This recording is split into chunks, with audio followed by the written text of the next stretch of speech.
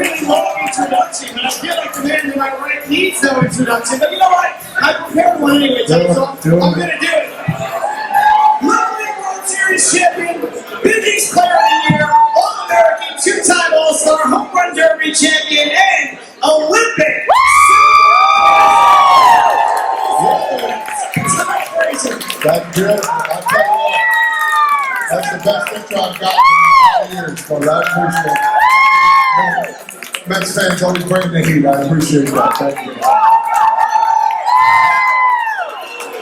Todd, I don't know if people keep screaming like this, we may not have a chance to do any questions, but I got a lot for you. I love it. So, when I run down the list of all those things, baseball's been a part of your life for your entire life. Which one of those accomplishments are you most proud of? Oh, man. I'm going to tell you the one I'm proud of, the one I had most fun doing. So the one I'm most proud of is probably winning the silver medal. I think that was the culmination of my career. And I never really dreamed about doing it. And when they asked me to go, I got released by the Pirates. And next thing you know, I'm playing in Tokyo. I thought it was the coolest thing in the world.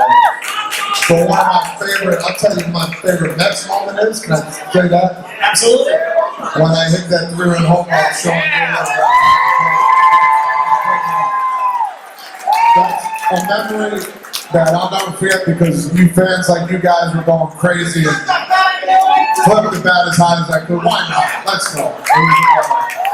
Well, you know, it's funny, you're the second person on a panel like this today to mention that moment because earlier today we had 2/3 of the Mets booth up here with Ron Darling and Gary Cohen. Gary was talking about it, just what an unbelievable electric moment it was in the ballpark. Some of these fans during the Q&A had the opportunity to talk to Gary about it too. It just, as the person who hit it, I know, sometimes you crack the bat, you feel like you got it. Did you know you had it?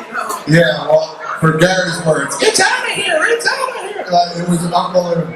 One of those where you hit it, you knew you got it, and that's the most exciting part about baseball. When you hit the ball and you know you hit a home run, they always say act like you've been there before, but in moments like that, you gotta act like a kid again. So that's how I felt.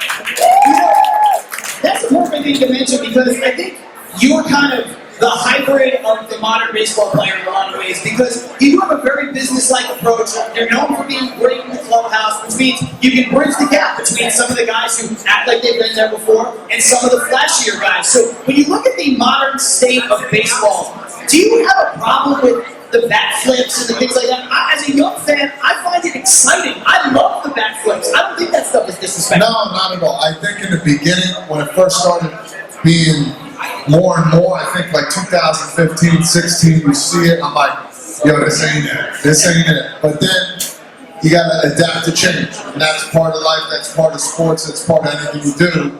And I absolutely love it. I like the pitchers, showboating, they strike out, and when I hit a homer off you, and I look back at you and give you a wink, don't get mad at me. So it's one of those things you gotta give it, but you also gotta receive it as well. And I think we're starting to understand more fans want to see excitement, and that's part of the excitement you got to bring. Well, when we go back to the list of accomplishments for your baseball career that I've read off, which one for you are you the most surprised about that is associated with your name? Like, if I would have asked you, Todd Frazier, 15 years ago, which one of those things would you be like, man, I never thought I'd be blank? Well, I would say I never thought I'd win a home run derby, if you want the truth. I always dreamed about it. I always said, that'd be pretty cool. But it's one of those things where, it'd be great to be a part of. And then winning the whole thing in 15, I think that was pretty cool. And the biggest one would probably be hitting 40 home runs in the season, which I did with the White Sox. That was pretty surreal as well. So when we talk about the home run derby, obviously the Mets have the two in a row, back-to-back home run derby champion, Pete Alonso. So a lot of fans sometimes will not make a lot of that. They're like, it's just the home run derby, or it might mess up the swing in the second half. As somebody who has won that, you just said that's something that you love to do. What was it like to come out there, win the home run derby the way that you did? It was phenomenal. It was phenomenal. Not only I got to play when I was with the Reds in my hometown, I had my brother Charlie throw to me. I had my brother Jeff, was my hype man, we called him. I heard him in the background, let's go, wake up, young man, wake up. We were screaming left and right. The only problem that happened to me, I was exhausted afterwards. And I know Pete was too. I was trying to coach him through it the first time. The second time, I didn't even say anything to him, really. I just said, bring it home. It's my son's favorite player, and it'll be forever. So Pete will always have a good place in my heart and my son's heart. So I wish he wins 4 or 5 more. I think that'd be cool. So, obviously, you played with a handful of teams in your career, with the Mets, of course, which is why we're here. You also played with that other team across town that we're not going to mention, but I'm going to mention it, guys. He's an honored guest, okay? Here's the thing. You had the opportunity, a lot of times players don't get to play for their hometown team, and you got to play for both hometown teams. Did you feel extra fortunate that you've had that ability in your career to represent both sides of New York? Without a doubt, without a doubt. I get to hang both New York jerseys in my man cave. I think it's pretty cool. It makes for great discussion because growing up, you're either a Yankee fan or a Met fan. So when the Yankees played the Mets, and when I got to high school, it got a little crazier, especially in 2000. I don't want to bring it up. I'm sorry, but during that series, I'm just explaining. During that series, we would butt heads with everybody, and it was great. You made bets saying if they won today, you got to wear a Mets shirt if you're a Yankee fan, and vice versa. And that's when you started understanding, like, this is pretty neat if I got to play for one of these teams, let alone both. And it's really, I pinch myself all the time when I see both jerseys hanging up. I think it's pretty neat. So, yeah, absolutely. That deserves a round of applause, for sure. Playing with both teams, you and I have talked about this before, and I'm not going to put you on the spot in the exact same way that I did on my podcast a while back, but playing for both the Yankees and the Mets, you played with Pete Alonso, like we mentioned, you played with Aaron Judge, 2 unbelievable beasts, home run hitters, young, homegrown for their respective team talents. Playing next to those guys, being a little bit of an elder statesman, did they come to you for advice? Did they talk to you? What was it like being teammates with 2 unbelievable up-and-coming stars in New York City? Yeah, I think it was 2 different circumstances. With the Yankees, I came into the team understanding that, I'm not going to be the super leader. I'm going to help lead, but at the same time, CC Sabathia was there, Matt Holliday, Brett Gardner. So I didn't have to do the full job of what I needed to do, but I helped. Aaron Judge came to me, he struggled one time, we tried working on things. But I think the best part about when I was with the Mets was Pete Alonso was so young, his first year. And I told the guys that they kind of blew it up in the paper saying, oh man, the old man wants the young guy sitting next to him locker room. I said, listen, I want him next to me. I want to teach him how to talk to the media. I want to teach him, the rights from wrong. And I want to teach him, how to be a professional athlete. And I think I did a pretty good job so far. What do you guys think? I think you did a fantastic job because, he clearly gets it. You see it with donating his cleats and all the things that he's done. He's really adopted New York, and I think a large part of that is due to you being a tri-state area kid, being a New York, New Jersey kid. I think, it's really reflective in that relationship. And I think a lot of these Met fans would be happy if you could just tell them right here, right now, that if Aaron Judge were to call you for advice, you would deliberately give him bad advice, yes? I would pretend I missed the call. How about that? That's good enough for me. That's good enough for me, Met fans.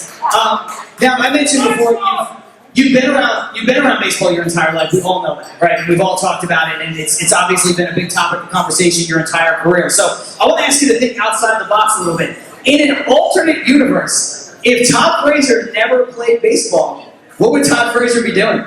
That's a really good question. I have to go back to Rutgers and figure that out.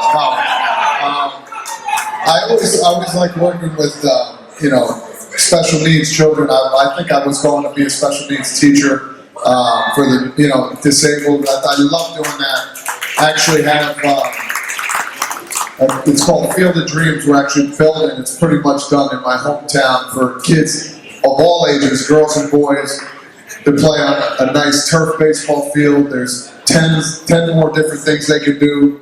And I'm helping out with a guy named Christian Kane, whose son is in a wheelchair as well. So I think it was going to be a teacher for special needs, and I think that'd be pretty cool.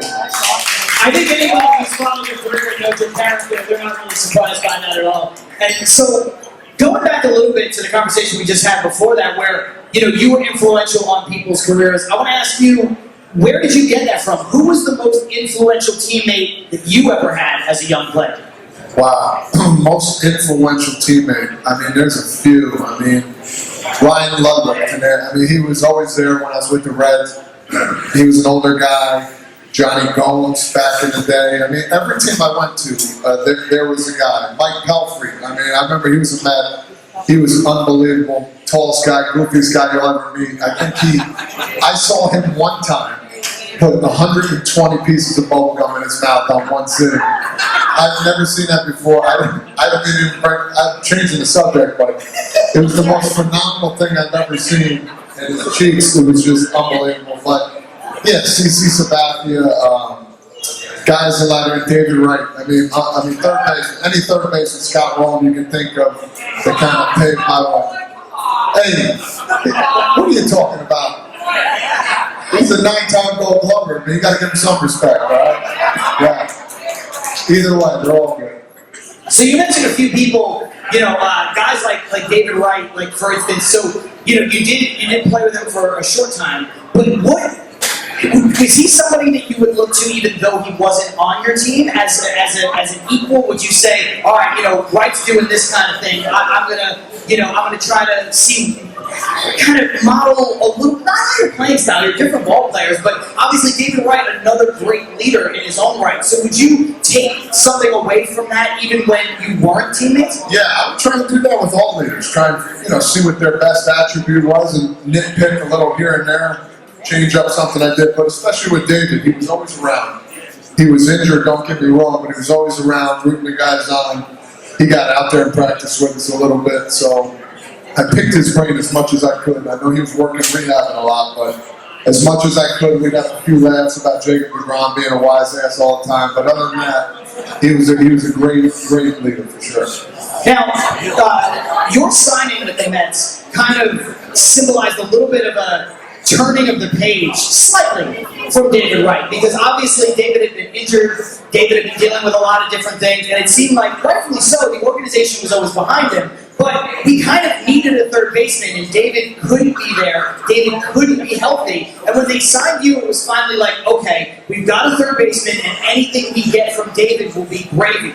But stepping in for the team captain, stepping into the shoes of somebody who is arguably, the most popular player of a generation, did you feel extra pressure? No, I love pressure. I don't think I felt it, to be honest with you. I knew he still had an opportunity to play, and I understood that. And if David was coming back playing, I knew he was going to get more playing time. So be it. And I had to work even harder.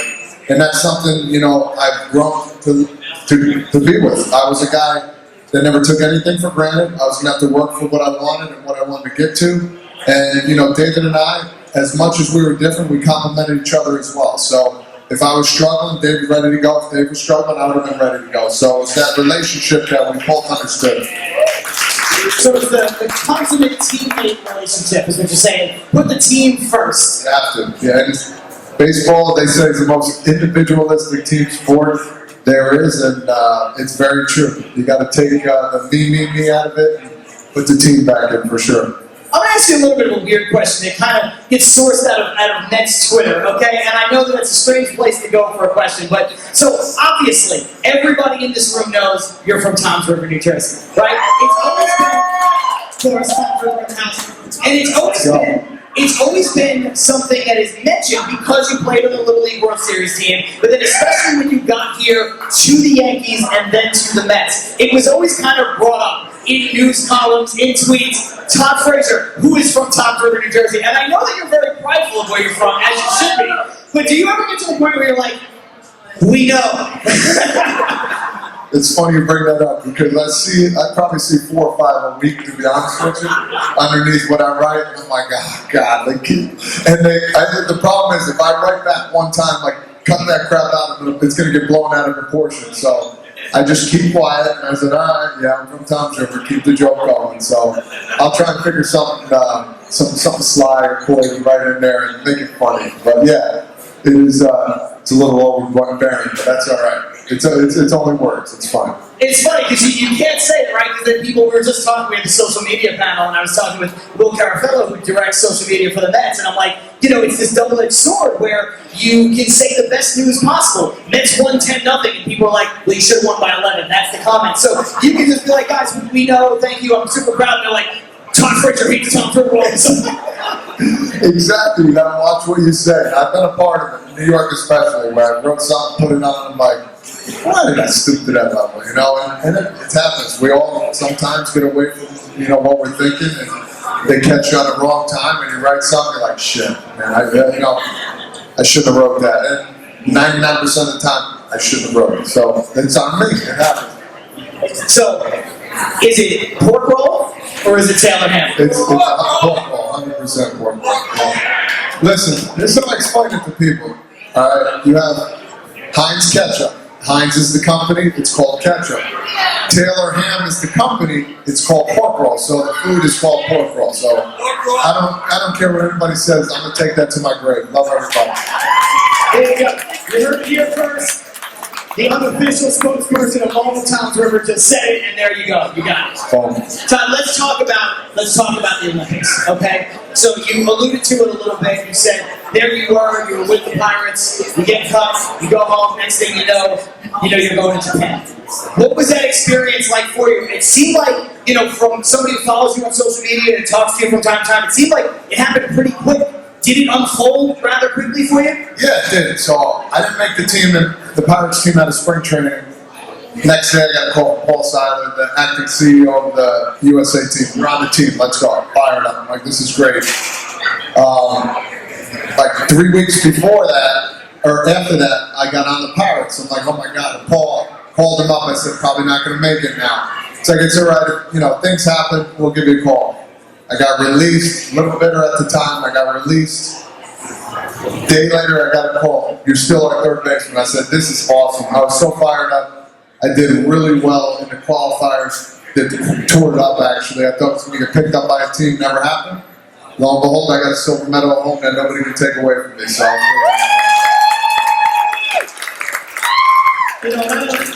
I wouldn't speak better than an entire city, but I think going from Pittsburgh to an Olympic team in Japan, I think I can say you can speak bad on that. Pittsburgh is not a good city at all. So go be mad. You can be mad at me all you want. I must say, as somebody who's been to Pittsburgh several times in my life, it is the only city that I have ever been to that modern GPS simply does not work. I don't know if you experienced that. It's real weird. You type in an address, it tells you to drive the wrong way down a one-way street, and for that reason alone, That's happened to me one time, actually. Yeah. So be careful in Pittsburgh, is all I'm saying. They have really good donuts out there, though. I forget what the place is called. Devin Mesoraco, an ex-Met, who lives in Pittsburgh, took me to this place. It was phenomenal. Great donuts in Pittsburgh, and the only reason to go, I guess. So, speaking of food and strange interactions, so you go out to Japan. I don't know, have you ever been there before? No, never. So, when you go out there, did you experience culture shock? Did you experience whether it was the food, whether it was, and obviously, I know it was a little different because it was a COVID Olympics and there were certain rules and restrictions, but forget about the stuff on the field. What was the experience like being an Olympian, going out to the Olympic city, and being in Japan for the first time? Yeah, so it's called the Village, the Olympic Village. We weren't allowed to leave it. That was the big part of it. So for us, we were kind of confused. The biggest thing we wanted to do was go watch the other events. I thought that would be the coolest thing, but we weren't allowed to do that either. So in the Village, it's kind of weird. We weren't allowed to do that, but we could sit with other countries, talk to anybody we wanted, and it was the coolest thing. Like, I met a guy from Croatia who's 5 times the size of me, could barely walk through the door. Then I met a swimmer from the Barbados, and a body I'd never seen before. Like, it was the coolest thing, meeting people from this tall to this tall, this small to that big, and all were powerful, athletic, and they were there for one reason, to win the gold medal. You see the effort. Baseball's different than the sports that they play. They're working 3-4 years to get there. Yeah, I've been playing for more than 3 or 4 years, but I can pick up a bat in 2 weeks. I'll be ready to hit. So it's totally different. You see the cry and the emotions that they have out there when they lose, because they got to wait another 4 years, or it's their last chance to do it. So it gives you the goosebumps to think, because it's such a surreal time, and parade was awesome, but we had to stay in the village. But I became friends with people from Poland all the way to Japan and wherever they were. It was a really awesome experience. You mentioned all the different shapes and sizes that Olympic athletes come in, and one of the adages that happens here in this country is people will say things like, baseball players aren't as athletic as basketball players and football players, which is obviously nonsense, right? Nonsense. It's complete nonsense. But when you saw that, did anybody from another country, were they talking smack like that? Is that a narrative that existed at all? No, not at all. Not at all. Not that from what I got, but my main thing was I'd wake up, I'd eat, and then we'd have like an hour or two. I'd go to the weight room. And I thought it was the coolest thing. I see these guys warming up the weight, the guys doing the heavy cleans. They put 225s, 245s on each side, and they do 15 just like this. And then they put another. And then it was just surreal because you and me combined could never pull up one of those. And I was just in awe of how unbelievable these athletes were. And I'm not talking about men too, I'm talking about women, how strong they were. And it would scream, and it's like nobody was in. I was just unbelievable. Well, I don't know if anybody has seen us stand next to each other, but if it was me and you, a lot of that would be on you to have to lift that. No, you gotta get lower. So your legs are probably stronger than mine. So you're gonna have to help the lower pack and or the lower side up through the upper. And speaking of that workout, I'm pretty sure that's the workout that Noah Syndergaard posted to Twitter a couple years ago. I think that's the kind of workouts that he does. He's a freak. He's an absolute freak. Love Noah Syndergaard. Is he one of the most strictest weightlifting baseball players that you've been around? It seems as though he would be if you follow him on social media. Yes, he's very strict with everything. Noah, I love Noah to death. He's strict with the way he works out, with what he eats. I've tried a couple times to put different food on his plate to see if he would notice, and he notices every time, like a cheeseburger instead of a bean burger, whatever he has. So, love the guy to death. He's going to come back even stronger. You guys are going to be really excited for him when he comes back.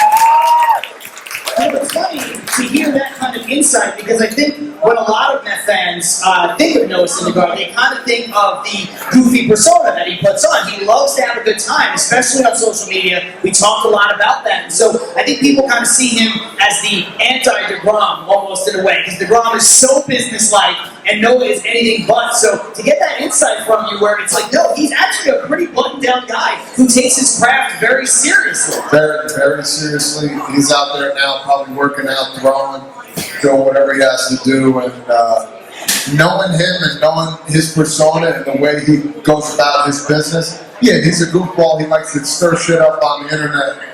But I'm really excited to see. He's probably going to be a top 10 pitcher next year. I'm going to call him. It's going to be exciting for them.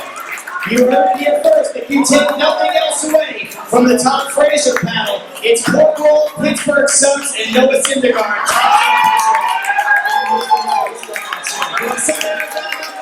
So far, so good. Let's see what we got coming up next. So look, here we are back at the QBC. I know this is your first time ever here. This is the first QBC in person for 2 years, and it's amazing. The turnout has been incredible, and so I don't want to dwell on something negative, but something that you and I had the opportunity to talk about a couple years ago as you were getting ready to go into that shortened COVID baseball season, and all of the quirky rules, and we talked about what it might be like, and what you were expecting, and how crazy everything was going to be, and how it was going to be a true sprint. Now that you've taken part in that season, was it like anything you could expect? Just sum up what it was like. You're the only current player who's been here today. Sum up that 60-game COVID-shortened season for these Mets fans. It was different. It was really different. You got cardboard cutouts of my children on one side. I got my aunt and uncle looking at me weird on the other. And then Chip Jones for some reason. Yeah, it was weird. You know what I tried to do before I answer the question? I tried, because I'm a big Sopranos fan, I tried getting Paulie Walnuts, Tony, and all of them up there, but they said it was against the rules. They would need to call somebody, but what are you going to do? Yeah, it was different. We didn't know when we were going to play. We didn't know how many games, and then once they said that, it was short in spring training. It's like, let's go. Let's get after it. And I thought it was exciting, just because you knew you had 60 games, every game counted. You lose, it's a big, it's a big to do. And yeah, I thought it was really exciting time and, different. You'll never see that again in baseball. You might. I shouldn't say never. I shouldn't say never, but we'll see. I think there are some parts, obviously, with some of the quirky rules that a lot of fans want to see go away. Some people are in favor of certain things. And again, you and I talked in hypotheticals about this because there wasn't the official rules last time we had this conversation. So whether it was the runner on second base or the 7-inning double headers or all of those rules that went into it, now that you've done it, what was your favorite? What was your least favorite? Well, I think my favorite was when we had a doubleheader, 7 innings. I think with my old body, it actually helps me out a lot more. I just think it speeds the game up a little bit. I didn't like the runner on second, but you know what I do like, if they were to change it, was what we did in the Olympics. We put a runner on first and second. And I think that all of a sudden that changes. All right, now we pretty much are going to have to butt them over. Or if not, you take your chances. That's the Olympic rule, but I do. I like putting a runner on. I don't know if I like one on first. I don't know first and second, but it does help out a lot. It doesn't hurt the pitcher's ERA, which is great. It doesn't change anything. You might get a win or a loss, which is good and bad, but I think I like that change. But runner on second, I might change with doubleheader. I really like a lot. I think I know where you're going to go with this one, but coming up in the CBA, there's a chance that the National League may get the DH. You played the National League. I know that was going to split the crowd, I understand. But you played in the National League, you played in the American League, you served as a DH. Is that something that you would be in favor of? You personally. Forget about, anybody else's career. You, Todd Frazier, do you like the DH or not? I do. I do like the DH. I'm a big fan of it. Especially, listen, how many more injuries has there been since the pitcher hits or runs the ball out to first or slips on a bag? You guys want DeGrom.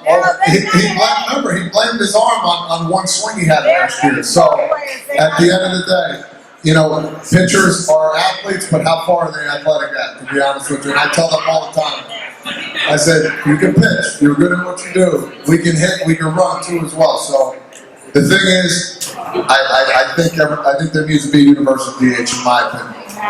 Okay, I tend to agree with you on that. I just think at this point, there's so much specialization in baseball. There's, guys that come in and pitch to one person. I know with the three-batter rule, that's a little quirky, but there's so much specialization in baseball that having the pitcher out there, yeah, you'd love to see a guy like DeGrom hit because he's a great hitter for a pitcher. But there are so many times you see outs just get wasted. And if you're a position player out there, I know ultimate team game, I know you're pulling for all your guys, but if you've got bases loaded in a situation where you're down 2 runs and the pitcher comes up and the pitcher is dealing, do you ever, quietly get frustrated of we're either got to take this guy out who's dealing, or we have to know that he has a career 098 batting average and all of it's resting on him?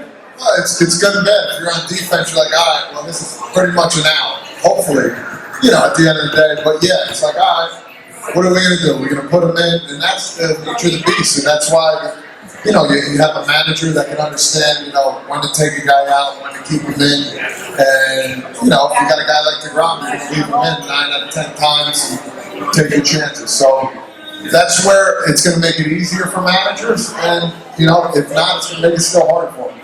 Obviously, we're talking with Todd Frazier. I know you guys know that. You've had plenty to say back. In a couple minutes, you're going to have the opportunity, as you have with all the panels, to come up by the microphone and ask Todd whatever question you may want to ask. If you guys want to start to line up to do that, you certainly can. And if I see people line up, I will do my best to acknowledge you and to allow you to chime in right there. I want to ask you, Todd, again, going back to your leadership role, going back to the fact that you have been teammates with a lot of people on the Mets. There were 2 instances for this Mets team last year where it looked like maybe they could have used a little bit more direction in leadership. And that was the Rat Raccoon incident, and that was the thumbs down incident. 2 things that I talked to Will and Jay about from a social media and PR standpoint. And I just want to ask you, if you were on that team, if you were in that clubhouse, what would you have done if one of those things popped up? I know that's putting you on the spot, but I know you can handle it. It's all good. Fights are going to happen, and you'd rather see them inside the clubhouse, not in the dugouts per se, because the video cameras aren't going to miss a beat. Yeah, it's going to happen. They get it done with, next thing you know, it's one of those things after the game, I would have brought both of them together. I would have said, listen, or not, I would have talked to one, I would have talked to the other, what happened.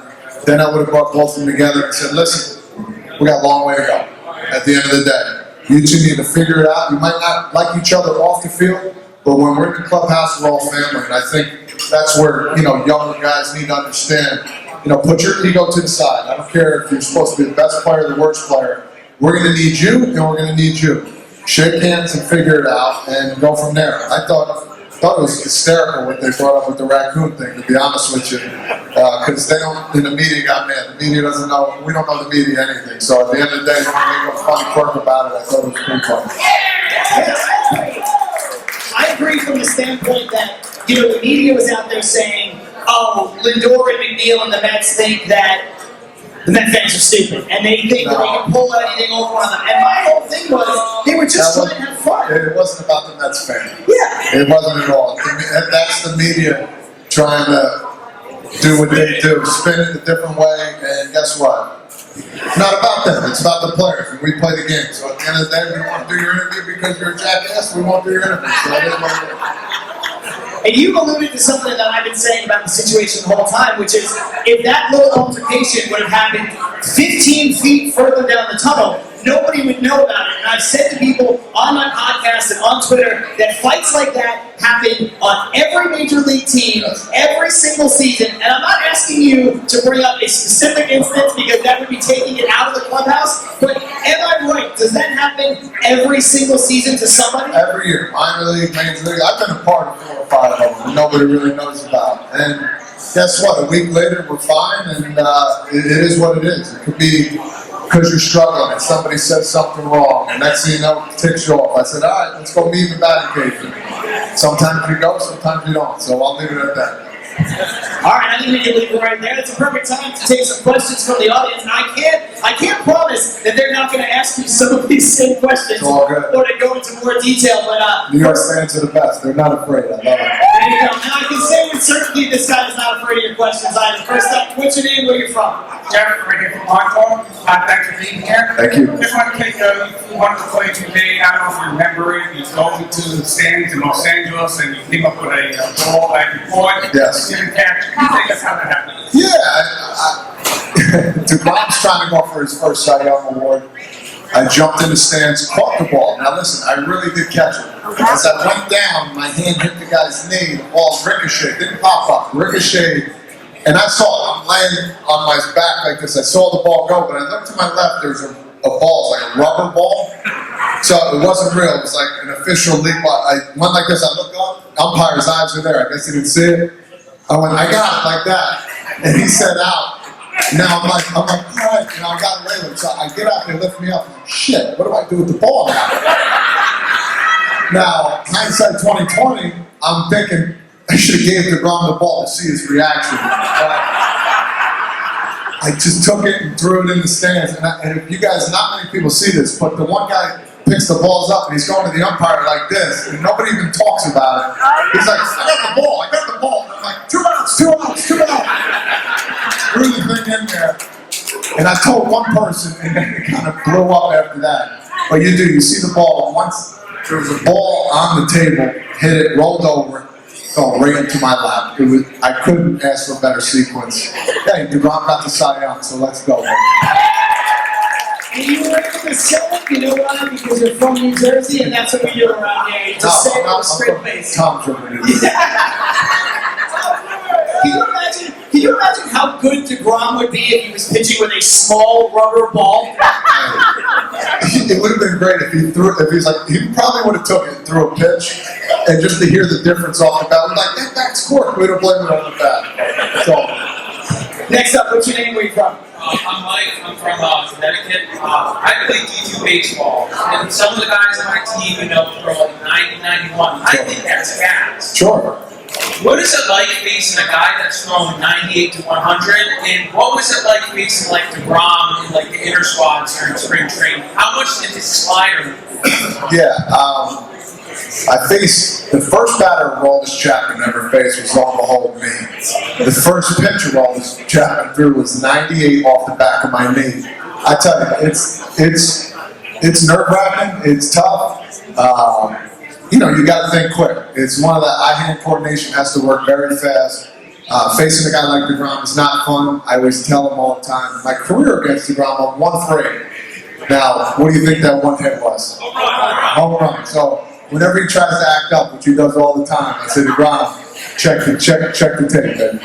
So it was one of those games that was up 1-7, hit the home run, and he didn't get the win. It makes me so happy because he's such a clown. He's such a funny guy, but his slider is so good because his fastball is so electric. It's firm, it's heavy. When I say there's a heavy fastball, it feels like the ball, after he throws it, it's got more weight to it, so it looks fast and then it picks up speed. So, and then the slider's like 6 miles an hour off that, but it looks like that heavy fastball and then it falls right off the table. So, he's electric, and that home run I'll take. I don't want to face him ever again. Todd, that's great insight, and obviously, we had Ron Darling up here earlier who played. It's different because you're a hitter, he's a pitcher, but you've also played more recently than he. So the insight that you're able to provide on these guys who throw extremely hard, what is it like when you see a guy like David Wright or Giancarlo Stanton who get plunked in the head or in the face area? How hard could you imagine it is to actually get back in the box? Or Kevin Pillar, we saw this year with the Mets, to get back in the box and face that potential again. Yeah, I was with the Rangers when Calhoun got hit with a pitch. A lefty on lefty, right in his jaw. Broke his jaw in 3 different places, broken nose. And now every time he faces a lefty, he told me it's scary now. And that's the worst part of baseball. I mean, my dad always taught me, never be scared. It's okay to be nervous, that means you care. But when you're scared, it's pretty tough to do. They make the helmets now, which can withstand over 100 miles an hour, which is great, but still, it's going to hurt. It's going to daze you. You're going to be confused. But yeah, it's a tough sport. You just got to be ready. And now they make the helmets, of course, with the extra piece that covers along your face to try to guard against getting hit in the nose, getting hit in the jaw. That's not something that you wore in your career. Do you feel like you could wear that, or would it? I felt like I could, but I felt like my left eye was hindered. It felt like there was always just a little something, like wearing glasses when you hit. There's a little glare or something, but it wasn't a glare. I felt like something was there that I couldn't see more, so I took the chance and never wore it. That's great stuff. Next up, what's your name? Where are you from? Mary, I'm from Brooklyn County, and a fellow workers. I really enjoy all your Instagram posts and I was just wondering, your son plays baseball and your daughter's a gymnast. Would you encourage them to pursue those as careers, or your daughter go into Yeah, with that, I encourage them. I never tell them they have to do it. My son Blake has to play baseball. No, I'm just kidding. But he loved it. He loves every second about it. Now, my 5-year-old, my wife went to Rutgers for gymnastics. We got some gymnasts, nice. At the end of the day, she's coaching her now, which is great. I'm coaching my son, she's coaching her. I think she's a little more stern with her than I am with my son. I'm seeing, but yeah, we encourage them to do any sport they want to do. We tried soccer, it worked out for a little bit, and then all of a sudden it kind of fizzled out a little bit. We did flag football. He won the Super Bowl today, which was great today, my son, which is cool. Now it's on the basketball. So it's kind of what I did. I played 3 sports, baseball, basketball, football, and we go from there. But yeah, I encourage them as much as possible, but if they're going to do it, they're going to give 100%. And at the end of the day, I treat my son, I treat the players that I'm coaching and my son the same way. I'm going to be constructive. I tell the parents all the time, listen, you might get in your son's ass a little bit, but it's all constructive at the end of the day. And that's great stuff too, obviously being a professional baseball player. That's the conversation that happens all the time, right? Is the young kids who specialize in one sport now versus the kids who play 2, 3, 4 sports in some cases, like you did. So I know that's the path that you went, but do you think that is the best path? Or do you think there is something to be said about, having a 6-year-old only play shortstop? No, I think more sports the better. Put your body in different positions. Baseball, you're always throwing here. Football, you might, you come from the top here as well. You're not only winding up the 3-point position. You're moving your body left and right. Basketball, you got to shoot a jumper. It helps your shoulder a little bit. I think rest is needed, even at a young age, 6, 7, 8, 9 years old. I think you need a month or 2 off from a lot of things, just so your body can acclimate, get ready for the next season. But I think more sports is needed. I think playing baseball the whole time, I think, can hinder you for sure. We got about 9 or 10 minutes left with Todd Frazier, so I know there's somebody here to ask a question. If you want to get those questions in, get in line behind the microphone. But right now, sir, what's your name? Where you from? Like from Florida, I was at the game where you had the one single that went right where the second baseman should have been. Yes. I'm wondering why more players don't take advantage of that. It's very hard to do. I think that's the biggest thing. I worked on that. That's something I worked on. I said, if I ever get first and third or less than 2 outs, I'm going to try one time to get it over there. And I've done it, I think, 2 or 3 times in my career. If I don't get a hit, I'm at least getting an RBI in and a sacrifice bunt. And that's how I look at it. It's helping the team. And at the end of my career, I had a tough time hitting the ball the other way, if you want the truth. So for me, if they're going to shift me that way, if I can, take control of the bat and push the ball that way, just get it past the pitcher, it's going to be 1-0. So that's my thinking about that. Todd, I got a couple questions for you based on what you just said. So a lot of times people will say as ball players, get a little bit older, bat speed slows down, become a little bit more of a guess hitter, and you said you had trouble going the other way. Is that part of it? Did you become more of a guess hitter, or was that always kind of your strategy? What was it you think that hindered your ability to go the other way? I have no clue, if you want the truth. I don't know what happened, to be honest with you. In Cincinnati, I can hit the ball the other way, like the best of them. Maybe I got pull happy at the end of the day. It was just one of those things where I knew hitting a home run to left field 330 is much easier than hitting it to 375 in the gap to right. So that was one thing. I think the stadium you play Fenway Park, you're trying to go to left field the whole time. So, and I just got kind of used to it. So it's one of those things. Yeah, maybe the bat speed did get a little slower, but the power never went away for sure. But when it comes to the shift, there's a lot of talk in modern baseball about should it be allowed, should there be restrictions on the shift, and obviously the shift is changing all the time. They're bringing in extra infielders, moving an extra guy to the outfield, moving people all over. Do you think there should be limitations on the shift? Because like you said, it is hard to do. There's a lot of people that call into sports talk radio and they're like, just hit the ball the other way. It's like, well, I would if I could, man. They're right and they're wrong, for sure, because it is hard to do in the aspect that they're wrong, but as a professional, in any job you do, you should be able to do anything in that profession too. So they are right and they're wrong for sure. I think they should ban shift. That's on my honest opinion. I've lost probably over 100, 200 hits in now that damn thing. But not everybody can be Tony Gwynn. You know what I mean?